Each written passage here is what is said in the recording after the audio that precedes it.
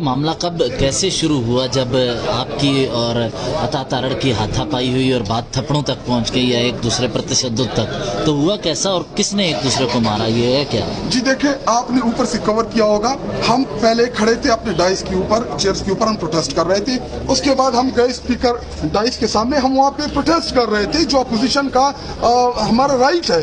तो जब हम उधर खड़े हुए थे, इनके मेंबरान आगे आए, उन्होंने वहाँ से वो ऐसे नारे लगा रहे थे जो इखलाक के दायरे से नीचे थे, गालियां दे रहे थे, गैर पार्लिमानी अल्फाज के वहाँ पे इस्तेमाल कर रहे थे। तो जी देखिए, जब आप हमें गालियां देंगे, ये तो नारे लगाना तो अपोजिशन का काम है, प्रोटेस्ट करना तो अपोजिशन का काम है। इनको तो चाहिए था कि अपनी कुर्सियों के ऊपर बैठ जाते।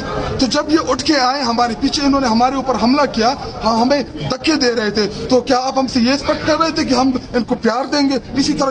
इसी तरह चपेड़े पड़ते रहेंगे। अगर कोई रुकनियत मुअत्तल हो गई तो जी, ये इस ईवान की हैसियत क्या है? फॉर्म 47 से आए सारे लोग हैं। जी देखिए, एक चीज मैं वाज़ेह कर दूं, हमारे मुझ समेत तमाम जितने भी MNAs हैं, हमारे साथ मैंडेट इमरान खान का है, तहरीक इंसाफ का है, सीट उनकी है।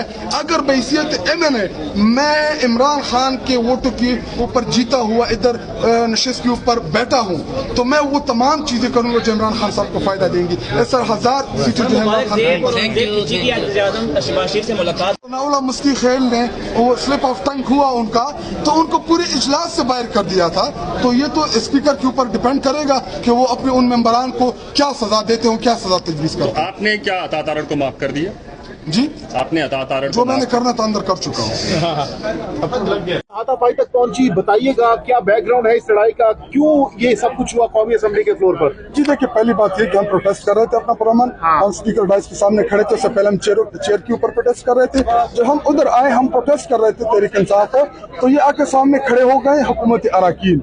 इन्होंने दिक्कत देना शुरू कर दिए और ये ऐसे जुमले, गालियां, अगर इसको वो करो, गालियां ये दे रहा था। तो गालियों के बाद फिर आप देखिए, जब किसको गालियां दे रहा था? हमें गालियां दे रहा था। ये आपने क्या किया फिर? आपने हाथापाई की, चपेड़े लगाई, क्या हुआ? देखिए, वो हमें दिक्कत मारा था, गालियां दे रहे थे। तो उसके बाद क्या हम उसके साथ एग्जैक्टली एक्सप्लेन कर देना सर। यही हुआ है। जी देखिए, उस टाइम बहुत रश था, उधर से वो दिक्कत दे रहे थे। अता तारड़ साहब से लड़ाई? नहीं, उनको दिगर मेंबर, मेरे नहीं थे, हम सारे धक्का लगा?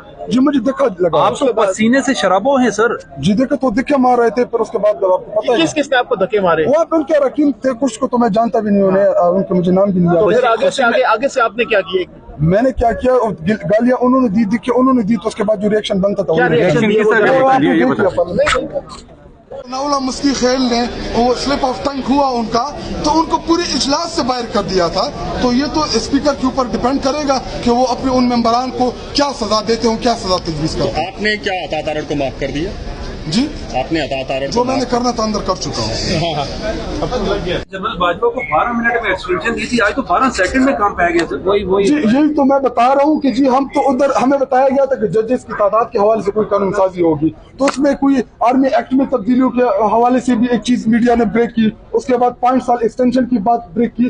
जी देखिए, जब आप इतनी बड़ी कानून साजी करते हैं, अपोजिशन को आप एतमाद में नहीं लेते, तो उसके बाद जब हम अपोजिशन इसके ऊपर अपना प्रोटेस्ट रिकॉर्ड करते हैं या इसके ऊपर हमने अपना प्रोटेस्ट रिकॉर्ड कराया, तो उधर से फिर गालियां भी देते हैं।